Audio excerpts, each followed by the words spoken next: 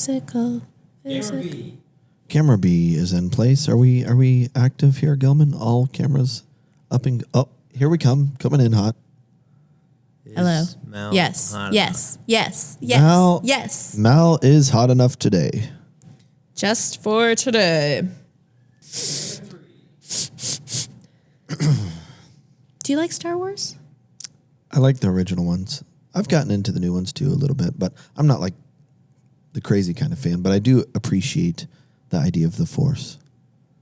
Oh, that's yeah. The Force being with us. Welcome to Emotion Chips, where we talk about the real reason everything happens for a reason. I'm your host, Charlie Carroll, along with my conferable co-host, Mallory Redmond. Mal, how are you feeling today? Just great. I am sleeping so well. I just... You don't know what to do with yourself. Don't even know what to do with myself. So, I'm on my cleanse. I'm on day 8 of 21. Yes.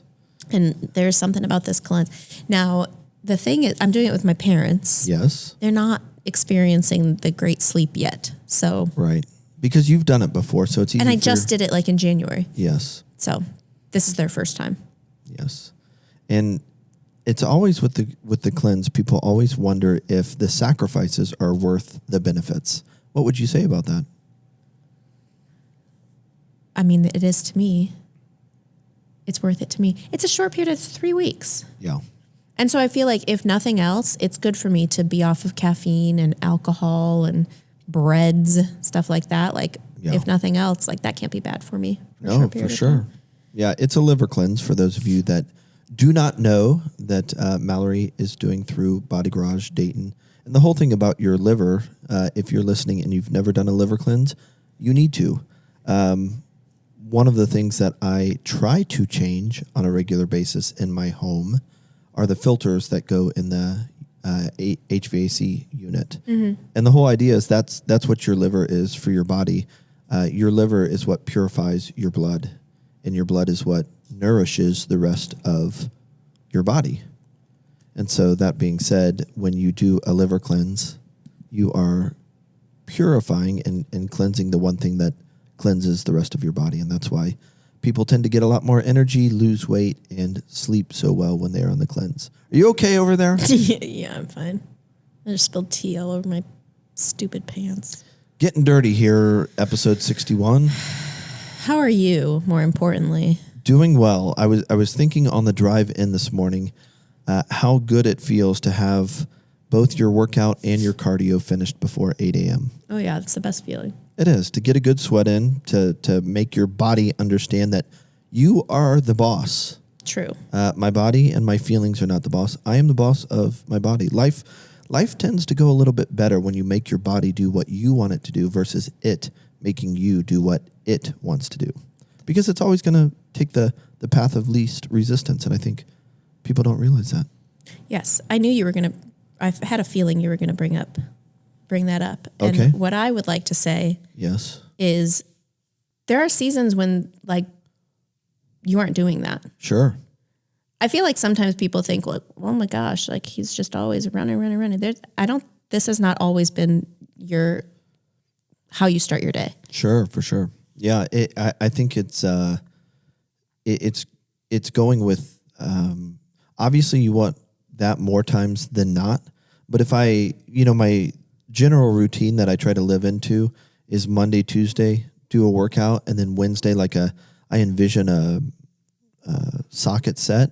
Like after you pull down on that lever twice, you need to take it backwards before you can get good leverage and pull down on it again. And so for me, I think that if you work out correctly, which tends to gas you a little bit and tax you, it's hard on you.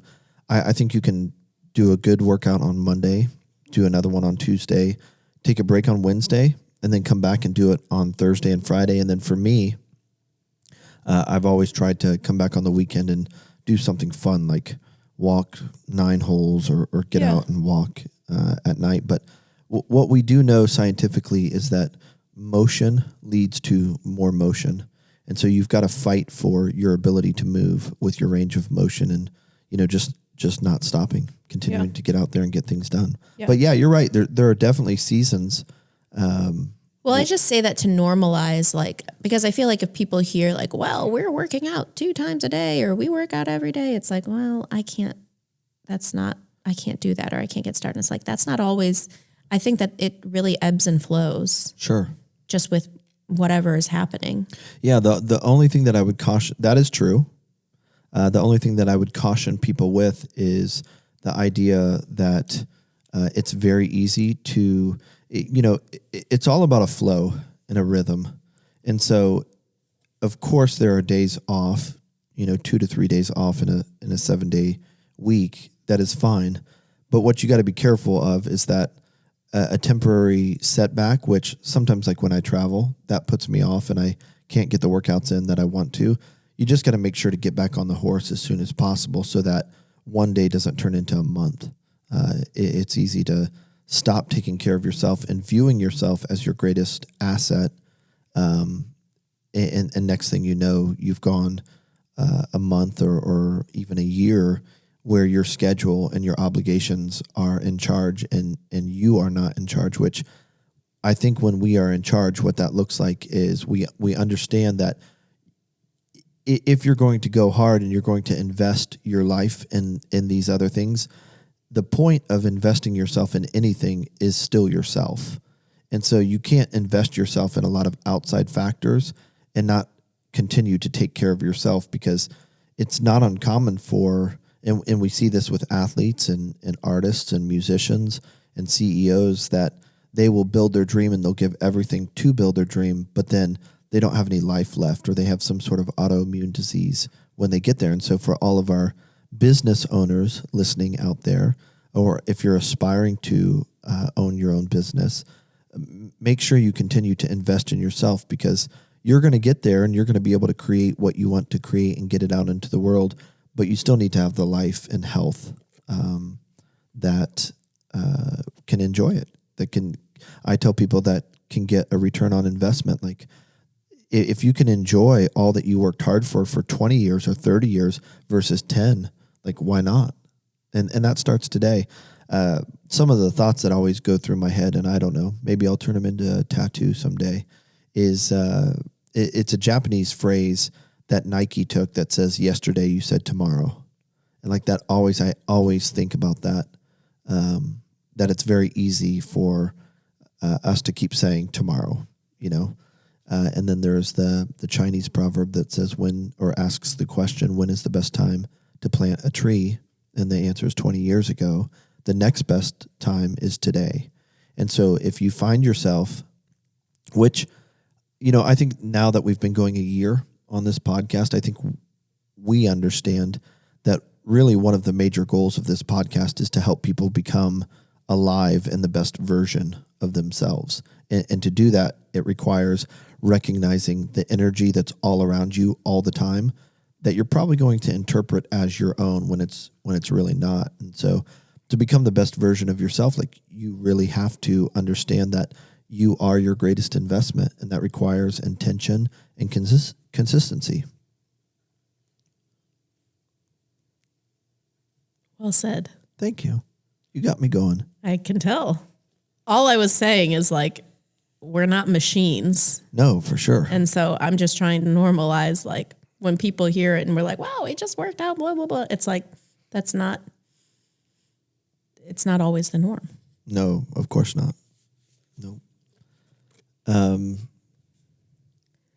Go on. Well, I was just reading about Caitlyn Jenner and her run for governor. Did you see anything about this? Very interesting. Okay. I want to make sure that I get this right as to what she's labeling herself. I don't know if you remember, she took a little bit of heat for coming out and supporting President Trump, yes. Former President Trump. And now she is in her bid to become governor of California. She is calling herself a compassionate disruptor. Oh, I like that. Yeah, me too. I was walking on Rodeo Drive 2 years ago, maybe, and past her. She had a Versace top on, and I recognized her just because she's unique. And she was walking past us, and we didn't say anything. But I think it would be interesting if she could win. California needs a compassionate disruptor. Well, I mean, I certainly like that mindset. Yeah, for sure. It makes me think of the Steve Jobs quote about "Here's to the crazy ones." One of the things right in the middle of that quote about the crazy ones is that they disrupt things, and you can call them. He says you can vilify them. I'll mess it up if I try to quote maybe the just whole pull thing. it up. Should I? I don't know. Let's just sit here and talk about whether or not you should for a few minutes. That's a good idea. He says the one thing that you can't do with these crazy ones is you can't write them off because they move things forward. They move the world forward. And so often I think we hear the word disruptor and it's a negative connotation, but gosh, the world needs to be disrupted. Mm-hmm. Agreed. That's something that at the grad school that I went to, I forget what they called us, like holy disruptors or something like that they would like bless us with that title at graduation, like go out and disrupt things. For sure. Be rowdy and Shake make it some up. noise. Yeah. Which I think is so profound. Well, because of our brains and the way we are made, our brain is always trying to like get things organized and say like, this is where this belongs. Here's how you're going to be happy. Like our brain does not want disruption. Right. But that turns out to be very harmful for us in the long run. You will not get to the place that you want to get to if you cannot tolerate feeling disrupted or being disrupted. It's such a control thing. It has so much to do with control. I think about even just in my own home. Like I have an idea in my head of like, this is how the day or the evening should go. And then, I mean, I have kids, so it never goes that way. Yeah. Because they're disruptive. And so if I let go of my idea of how things should look, it's a whole lot easier. Yeah. Not easy, but a whole lot easier. Yes, that's again same thing with like working out. You can get in a rhythm where you like working out or you want to, but sometimes even just like getting from the bed to the gym or wherever it is, like you have to disrupt what your thoughts of what will make that day great. For sure, type of thing, which obviously is what we've been talking about the last 2 episodes when we talk about the church. Is just the idea of disrupting what has been. And what is your thoughts about people's response thus far to what we have said with the feedback that you've received? I've only received positive feedback. Yeah. I don't know what it will be like when things actually, like the transition actually happens. Yeah. Because I think it's one thing to, it sounds good and everybody's on board. And then when we actually put it into practice, I don't know. I guess I'm expecting a little bit more, pushback, Sure. I guess I would say. But turbulence. Yeah. Which I think is natural. It's not something I'm afraid of, or I don't think that's even negative. I think it's just natural, especially with a big transition. But the feedback I've heard is like overwhelmingly positive. And I think I said in our last episode, I can't remember where I said it, but Darren sent our last episode to some friends of ours in Washington, and they're like so excited about it. Sure. One of them was like, it was a married couple, and they were like, should we move out to Ohio? Like, should we go there and live there for this? And so I think it really resonates with a lot of people because there are an increasingly amount of people, at least in my world, who are just really unsatisfied with the church. For sure. And like, that's the baseline. Yeah. It's like unsatisfied or like angry, hurt, all of that, traumatized. But like the base level for a lot of people is like, I'm just really dissatisfied. For sure. With what's happening. Yeah. I was talking to a basketball coach this week, and he was talking through just a situation that they have on one of the teams that they coach. And it was about playing time. And that's a pretty normal thing for coaches. And I was telling him when I was coaching, I would have a document that would basically congratulate the player to say, hey, you've made the team. And this letter was a letter that I wrote to the player and their parents because these were younger kids, like 10, 12 years old. And I was telling this coach that the letter would say, congratulations, you've made the team. The journey is just beginning. Because there's a tendency to think that if you made the team, like the journey's like kind of over. Right. Like that was the major win. Right. And I said, I would say in this letter, it's just beginning. And here's what you need to know. The win is development. That's the win here. It's not scoring goals in games or having a winning season or getting a trophy or winning tournaments or traveling and staying in hotels. The win is all about development. And development happens 5 days a week at practice. And there are these weekends where we're going to play 2 to 4 games every weekend. That is all over the top extra stuff. What you are being invited into is 5 days of hard work and development. Mm-hmm. If you are up for that, then you will be fine. And you need to sign this contract for the season that says, I understand that your commitment to me, coach, is to develop me. And then I would just say, to be super clear, there is no guarantee of playing time.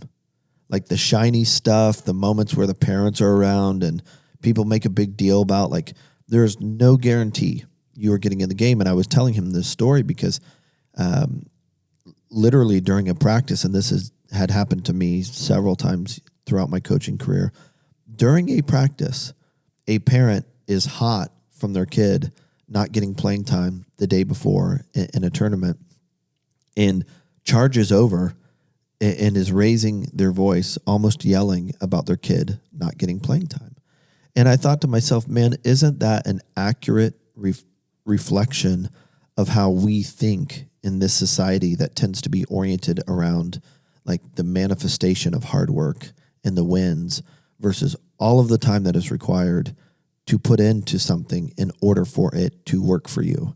Right. I said on Sunday that, like, you know, it was in a negative context, meaning if there's something that you don't like, you know, I was addressing the church. If there's something that you don't like in someone's life, it's amazing that we have gotten to such a place of mental laziness that we think we can tell them what we see about their life that doesn't add up, and all of a sudden they can change it in a moment's notice. Right. I remember in 2004 where I was sitting, where I was parked as a soccer coach. I had gotten to practice early and was waiting. I was basically working through in my head how I was going to run practice. And my mom called me and she was crying and said that she had found out that my dad was having an affair. And I looked down and there were dandelions in the grass right outside of my car where we were getting ready to practice. And I thought about, you know, when it comes to affairs, often the way we treat it is, you know, we talk about the behavior and we want the behavior to go away. And so it's the equivalent of like, this dandelion doesn't look good in my grass. I'm going to go pull the head off so it just fits in and you can't see it anymore. But the problem with that is the way they grow, it comes back really, really quickly. Mm-hmm. And often this is the way that like identity things happen, is we think we can tell someone something and like leverage fear and guilt and shame to get them to quickly change their behavior. But the root system is still there. And I think one of the reasons why, you know, like your friends in Washington and other people are saying like, yeah, we've got to change the way we do this idea of church, which is supposed to be like the life-giving, inspiring, developing, growing unit or like organization within the community, and get back to where we really do enact and help people become the best version of themselves. Because what we've been doing is like window dressing and it doesn't work. And people, the only thing worse than failing yourself is failing yourself over and over and over again, because the instruction that you've been given by the people that are supposed to be models of light and life aren't helping you. You know, the things that we talk about don't help. Yeah. Well, and the other thing I wonder in the conversation about disruption is like, what behavior are you trying to modify? Sure. Theirs, like, and why? Because I think there can be a lot of gray there as well. Like, sure. Is it just something that's making you uncomfortable because they're being a holy disruptor? For sure. Yeah. Or is it something that like you actually feel like it is your role to help them cultivate some sort of growth for the good of themselves and those around them. Yeah, and that's what we've been saying, with this idea of ego in the church. Like the way the universe works, talking about like emotion ships and energy is, it's like a lock, which is now old fashioned, where you actually put a key into the door and it all lines up. And because it lines up, you can turn it and open the door. That's the way the law of attraction works. Not only do you have to put out the energy that you want to attract back to yourself, you also have to have the right intentions or it doesn't work. If your intentions are not correct, the energy, you cannot draw the right kind of energy to yourself. I was just saying this the other day about a situation like of a friend of mine that deals with disappointment a lot. If you can't map and identify like who you are and figure out what your ego has attached to, which are emotion ships, right? Like energetic ideas that will make you more valuable. If you can't identify those, you are always going to live in constant disappointment because you're not handling or dealing with the right thing. You're dealing with the wrong thing. You're dealing with like the wrong handles. And so you will live in a state of constant disappointment, and disappointed people energetically draw more people and more situations and more environments to themselves that will lead to disappointment. And so that's why we say the real reason everything happens for a reason is it's not fate. It's not random. Life is not random. Life is not as like random as we think it is. And we got to stop blaming God. Well, everything happens for a reason. Damn right, everything happens for a reason. But the energy that is talked about in Colossians 1 involves us. And though God holds it all together and it was created through Jesus, we have been empowered as ambassadors and children of God to like understand energy and understand how it works. And so Jesus says like, hey, you're the light of the world. Like you are the light in your community. And if you, who are supposed to be light, are not light, you just know how to talk about it, that community's in a lot of trouble. Same thing, like you're the salt of the earth. Like that was a preserving, healing mineral that he's referring to, and everybody would have known it. He was like, you're the salt. And like if the salt loses its saltiness, it's not really good for anything. Mm-hmm. And so,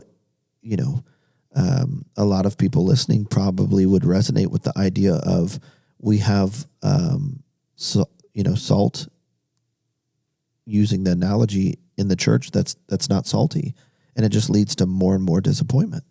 But what if you think that do you want to use light or salt? Use what you feel more comfortable with. Yeah. What if you think, like I know several people who genuinely like good intentions. Sure.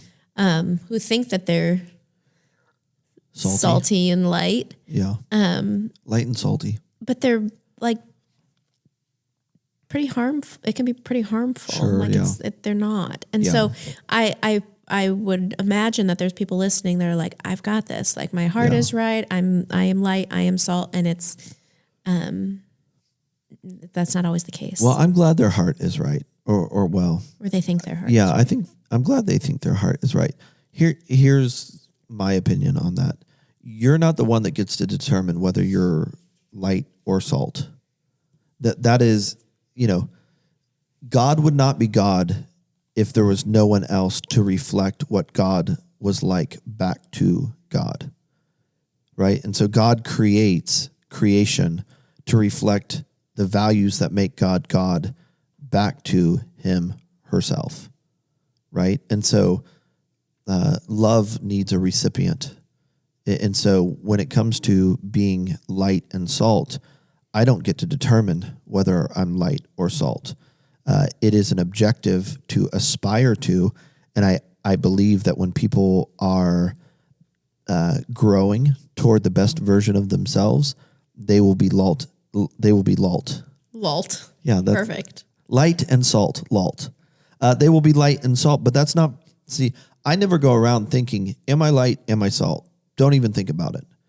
And And I don't think healthy people do ever say, oh yeah, I'm a lot saltier today, or I'm lighter today. I think that's just like the result of growing toward the best version of yourself.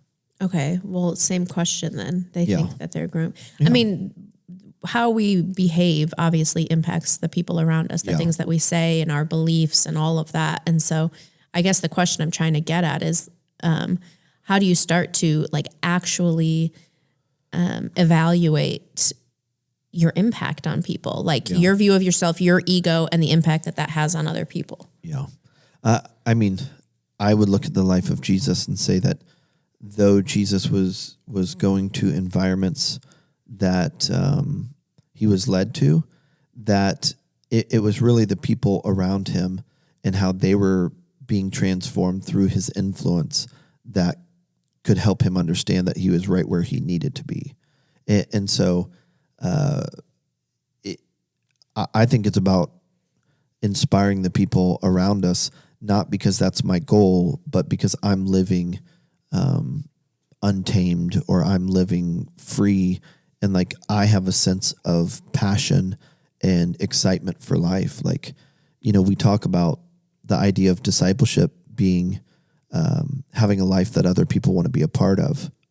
I think what we've discovered recently is before you can have a life that other people want to be a part of, you need to have a life that you want to be a part of. You need to have a life that you love and you enjoy. And someone would say, well, I don't love my life. And it makes me think this past Sunday, there was a spontaneous exorcism after church, stuff that you don't look for, it happens. And for those of you that don't know what an exorcism is, you can just Google it. But this kind of just like stumbled in front of me, and so we took care of it and released a lot of this toxic, dark, negative energy out of this person's body. And one of the things when I was talking to the individual through the process, coaching them through the process, they reflected back to me that they could not trust themselves because their sinful nature would betray them and lead them in the wrong way. And I think this is an evangelical thought or theology that is inaccurate, that was created by human beings in order to get us to need them, like professional clergy, priests, to get us a power grab per se. I think understanding the concept of original sin has more to do with not that I'm born selfish, right, which is kind of the way it was framed to me growing up. But I would say we are born curious, and because we are born with eternity written on our heart, we're always going to understand that there is something greater out there that we're being invited into. If that is true, if there's something greater that I've been invited into, and every day I get to live in a way that without the wrong kind of pressure, I move toward that greater version of myself by asking, like, what am I supposed to be doing? Where am I supposed to be? What is my life supposed to look like if I'm living by my beliefs versus my feelings? I'm living proactive versus reactive. Then I think we're going to get to a place where we understand, like, oh my gosh, life does not exist. There's life to be received as I follow what I think to be God's will for my life. And so when we talk about our sinful nature or original sin, which again has been framed to us as like, you're born sinful, don't trust yourself, you need the wisdom and input of these people in order to get to where you're going. I think what that really is just an awareness that there is more, and because of that, we're always going to be prone to the guilt and shame of, but I'm just not there yet. And so that's why we say, hey, you've got to live in a way, like if you're going to grow, whether it's working out or any other form of self-development, like you were saying earlier when we opened the podcast, like we don't do this every day, or we get out of our rhythms and we're not who we want to be. I think what we're really saying is, like, in order to develop, like even as a soccer player, you have to understand two things. Number one, your best is good enough today. But number two, your best today is not your best.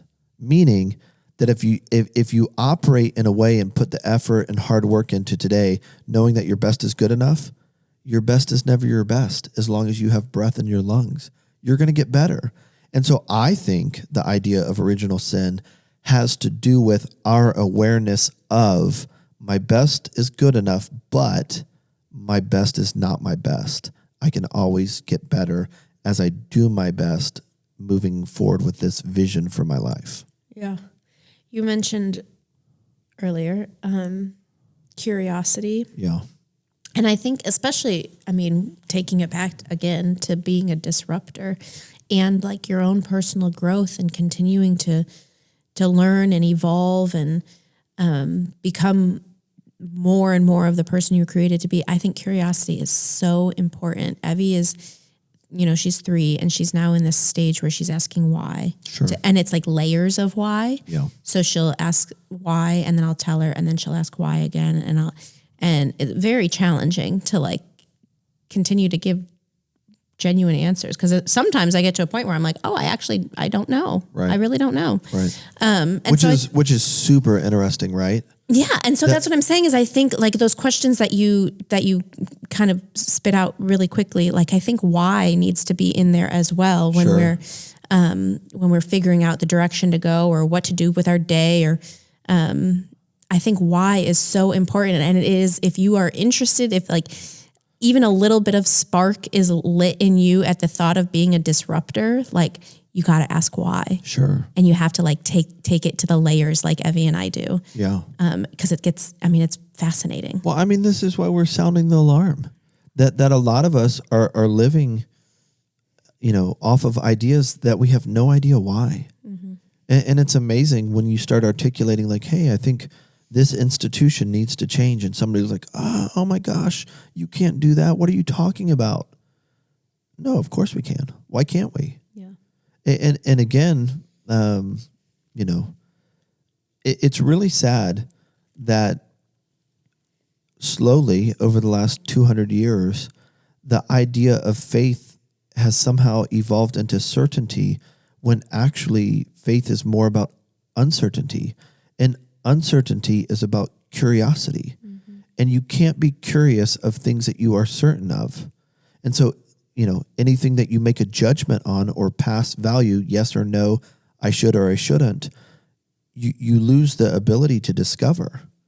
So everything, as I said this past weekend, everything that you judge, you lose the ability to discover because you've already passed judgment and you've closed yourself off from the truth that could be there that you just overlooked. Right. Yeah. And so it's disheartening that somehow we have created a version of faith that excludes curiosity, which would promote, not demote, but promote faith. Mm-hmm.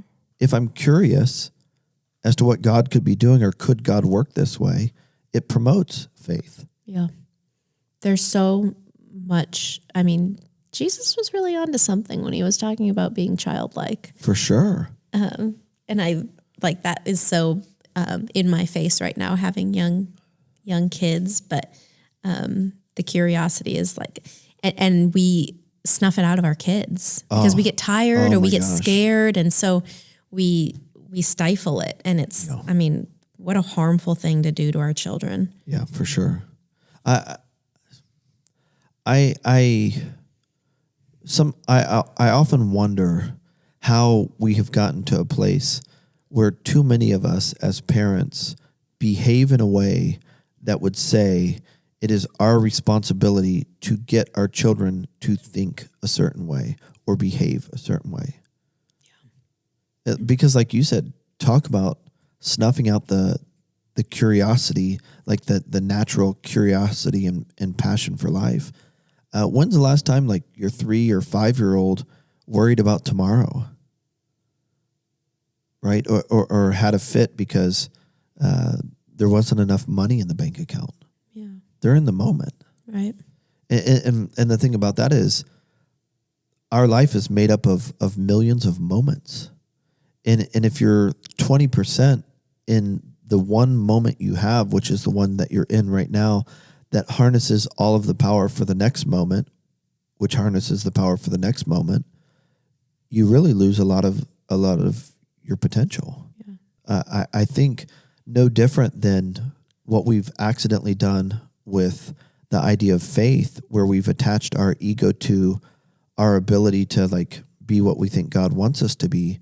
We do that with our children as parents, that our ego attaches to their behavior and where they are at compared to where we think they should be at.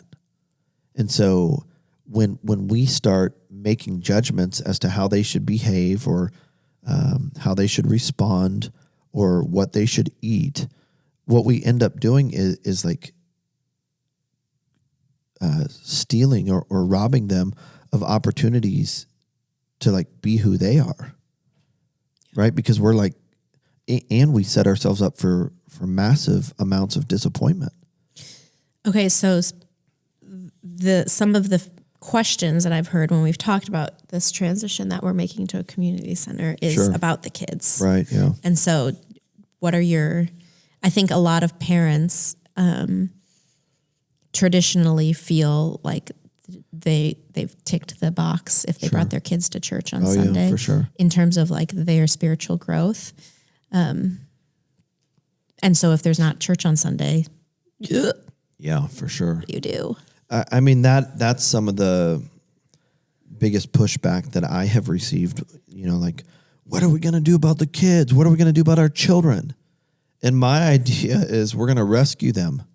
We're going to save them from your lame ass mentality that thinks the church was supposed to raise your kids and teach them about God, and instead, address the elephant in the room. And that is, you were given these children as a gift to steward them and show them what life looks like. Mm-hmm. And so, there's a lot to be said here as to why our young people are rebelling against the system, because they don't trust it, and neither would I.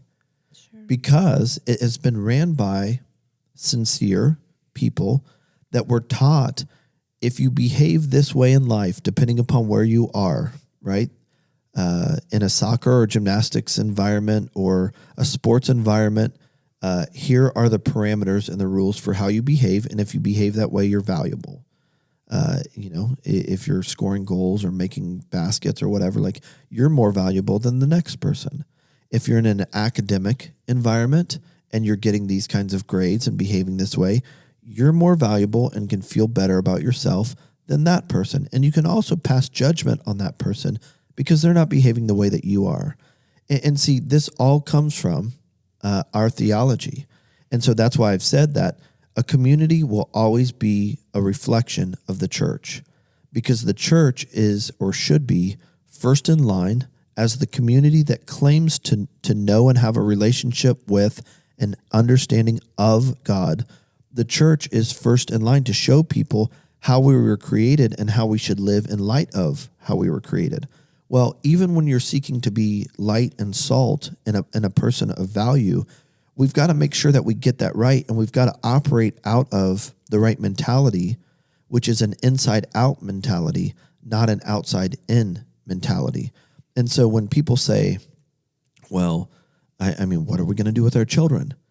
What they're really saying is, I, being a person that have got a lot of my value from adhering to this sense of direction or what I've been told I should do, and in this case, here's how my kids should behave and act, and here are the things that they should want. You're taking the opportunity away from me to give my kids to this, car wash per se, that will wash them, get them clean, and they will come out of it being or looking the way they should. That is completely transactional. That is a materialistic, industry-oriented thought process that is not a biblical theology. That is more American industry that is crept into the church. And so when you find the community leading the church, it's because the church isn't leading the community. It's just a cycle. And so when people say to me with our children, like, what are we going to do? Essentially what they're saying is, you're taking away like one part of the transactional equation, and I don't know what I'm going to do. Well, what we've got to go back to is looking at the nature of life and how it really works. Who we are includes what we believe, but what we believe really comes from the environment, that the energetic environment, which should include happiness and joy and peace and contentment and sorrow and disappointment and anger and frustration, that environment that we're like practicing life in. And for young people, it's, not what is taught, it's what's caught and demonstrated for them. And so when people say to me, you're getting rid of Sunday school, my kids aren't in Christian education, what am I going to do? What we're realizing is that whereas we left Europe because there was too much government in church, we came back and invented a different version of it, where there is still a lot of this transactional mentality where I am going to farm out pieces of our lives to the professionals in order to have outside influence grow something inside my kids. And it just does not work.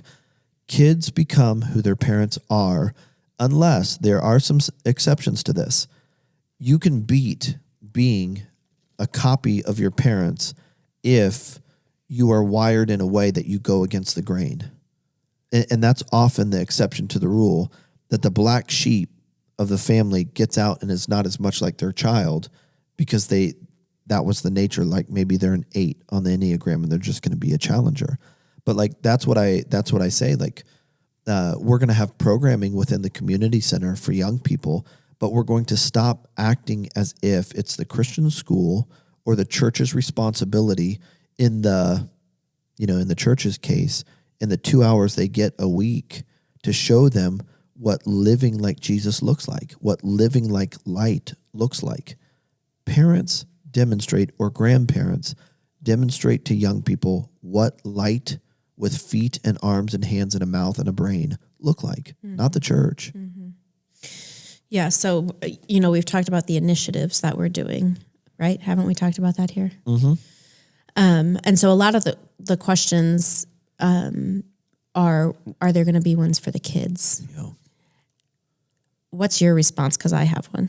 Give it. I want to hear your response. Sure. Are you going to start an initiative for the kids? Right. If you care enough about your kids being in initiatives. Yeah. And I think that's just the mindset, is that we continue to want to farm it out to somebody else. And I'm not saying like that there's no level of accountability or responsibility in like the organizations.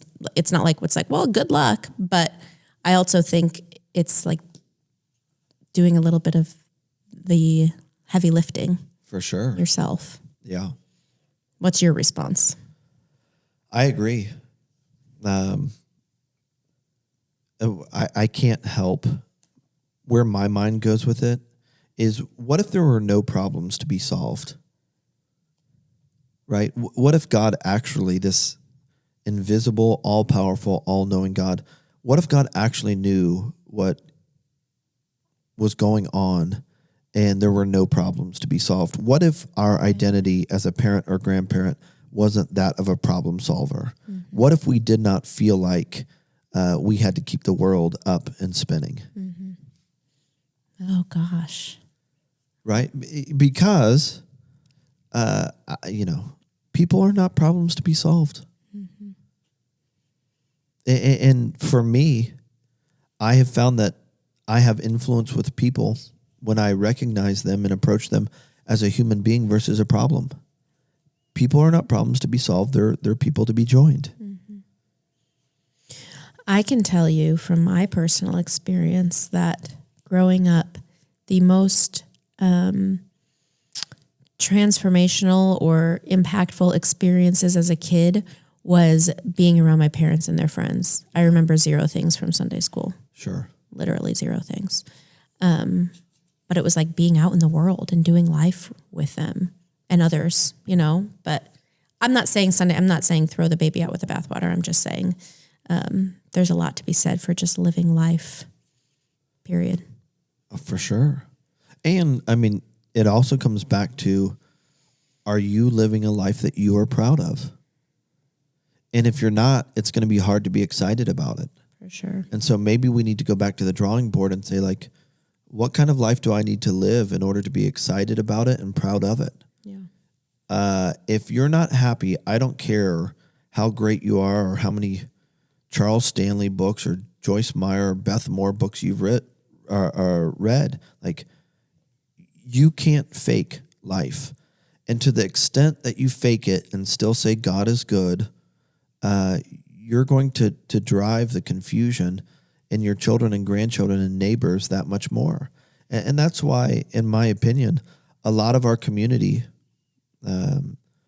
doesn't trust the people that orient themselves around their faith.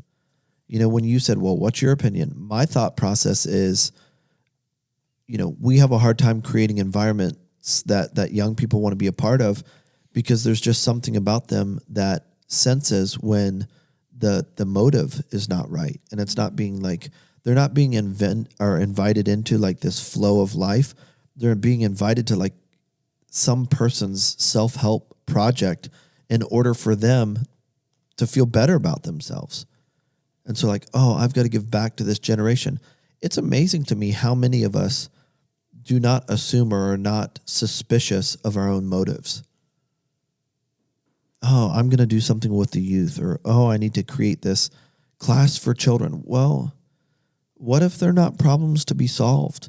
And what if there's a deep hole inside of you that you're trying to fix or plug through your action and behavior, or in order to just feel better about yourself? Mm-hmm.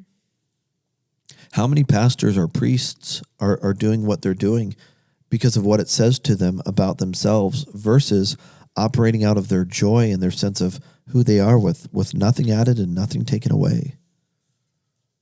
And so this is what we're trying to get back to with this movement. Like, we're trying to get back to an authentic movement of people that are contributing out of their passion and sense of purpose and excitement for life, not because their ego is attached to or their sense of what makes them who they are or why they're valuable to a theology of doing things and fixing people. Right. It just doesn't work.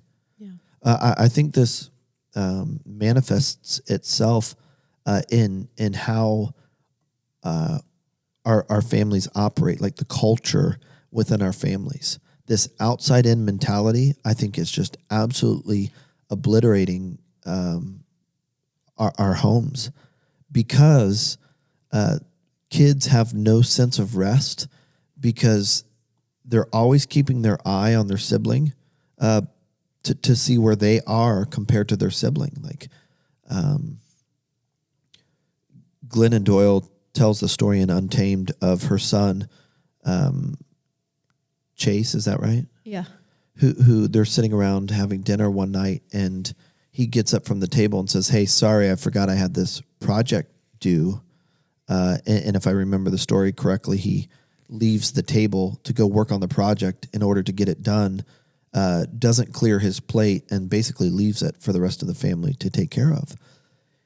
And that got her thinking, and she goes back to approach him and basically said, like, "Hey, I'm sorry, I have failed you because I have let you think that it is more important to do something out there and accomplish an objective, even though school is important, out there, than your obligation and sense of respect and honor in here." Mm-hmm. And I think that's true. I think that we are born in this competitive American culture to where as soon as we can understand what's going on, it's like, if you don't run all of the time and get these things done, you are going to lose your place and not be valuable.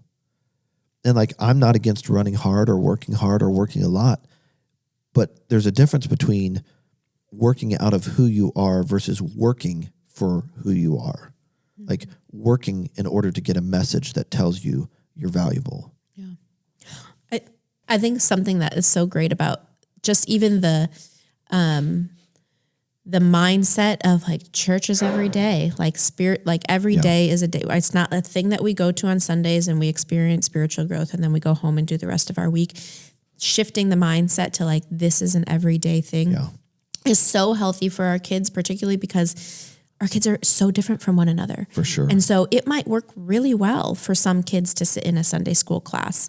And for others like me, things don't really land. The information doesn't really land anywhere. And so even as parents, if our mindset is like, this is all unto spiritual growth, all unto more light and life and love, like sitting at the dinner table or going to the soccer game or driving in the car, like whatever, it is all like, this is it. Yeah. Like this is the Sunday morning. It allows for our kids to like be who they were created to be and not put into some box of like, this is how you learn about Jesus. And I think the mindset of the parent matters so much to that. I mean, I would say that taking your family of 5 or 4, or whatever it is, to get ice cream can be a spiritual practice. That we're together. Maybe we're all going to answer like one question, like, what was the most exciting part of your day? Like it's really learning to live out of who we are with nothing added and nothing taken away. That allows us to better position ourselves to be light to our community versus having such a segmented life that says, well, like, here's the Jesus box. And so we do this on Sunday mornings. And it's over, or at least it better be over by the time I'm hungry, and then we go on with the other parts of our day. We're saying that we suspect the way that we get it to be a lifestyle versus something that we attend or a box that we check is by getting rid of, the Super Bowl every Sunday, where we're going to go and hear more about Jesus. And that's our primary understanding of what a faith-oriented life is like. Right. Annie, who's 18 months, I'm just starting to see now, like this morning, everyone was sitting at the table eating, and every time somebody, whether it was Evie or Darren, took a drink, she would take a drink. Yeah. It's like, she's not really thirsty, but that's what or Evie, who has really long hair, when we like feed her something, she pulls her hair back. We say, pull your hair back, get it out of your face. And Annie does that when she takes a bite, and Annie doesn't have any hair. Like the girl's bald. And so I think it's just like so mind blowing how much she is imitating. Sure. And you are crazy if you think that your kids are not watching you and imitating you until they get to a point where they're like, I don't really want to imitate that because you're grumpy all the time and you hate your life and I don't want to do that. So I'm going to go in a different direction. For sure. But they get to a point where they realize, well, mom's really happy on Sunday mornings because we're at church and we have to put on this show. Right. But then she's super crabby by the time we get into the car. They're imitating you. They're watching you. And what we don't understand is, and this is part of where we could go wrong as a parent or a grandparent, we're not smart enough to acknowledge how smart they are. And a child is smart enough, even if they don't know it, subconsciously, to recognize that if mom or dad are happy for half of one day and grumpy for 6.5 days, then whatever they're ascribing their happiness to within a 12-hour window, I don't want that, because there's a lot more hours in the week. And so if I have an opportunity to be happier longer and not just within a window where I'm putting on a show, then I don't want anything to do with that.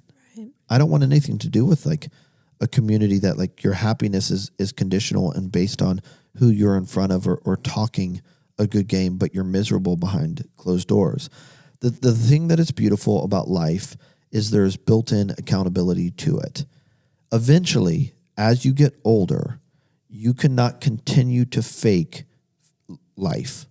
Mm-hmm. It will catch up with you. Mm-hmm. Eventually, your lack of life that is being covered up through whatever will catch up with you, and it will come through. It will soak everything and come through, and you will not be able to hide that you are lifeless. Yeah. And I think because of the way information travels today and how easy it is to communicate and see what's going on all over the world, it is never been as difficult to fake lifelessness as it is today.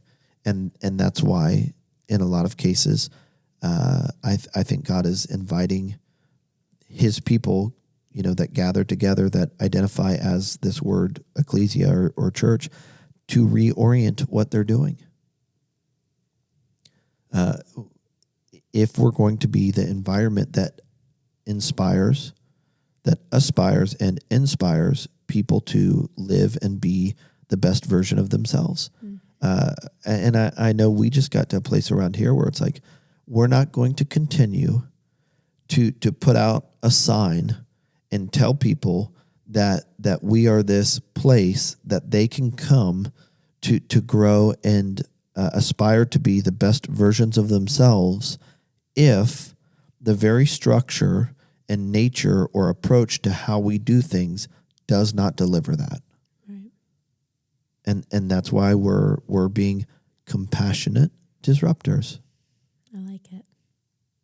We want people to be the best version of themselves, and that is the best chance of our children being the best version of themselves.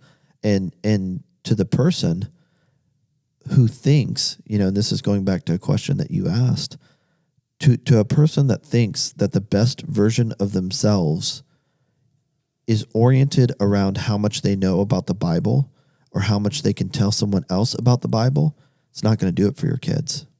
Nope. That is not going to be the thing that makes your children say, I want more of mom or dad's time. You could have got away with that, and many did, and it's why we are where we are in 1950. Can't get away with that now. Your children will gravitate towards that YouTuber or that influencer on social media that is pursuing and doing what they love and receiving a lot of life from it. And see, that's the trick. Our ego attaches to things because things can give us a lot of life. But just because something can give us a lot of life does not mean we can afford to let our sense of existence, our ego, attach to those things. That gives us the best chance of creating more stuff. If I create something that speaks to my ego, the best thing I can do is let it go and give it to others so it can continue to grow.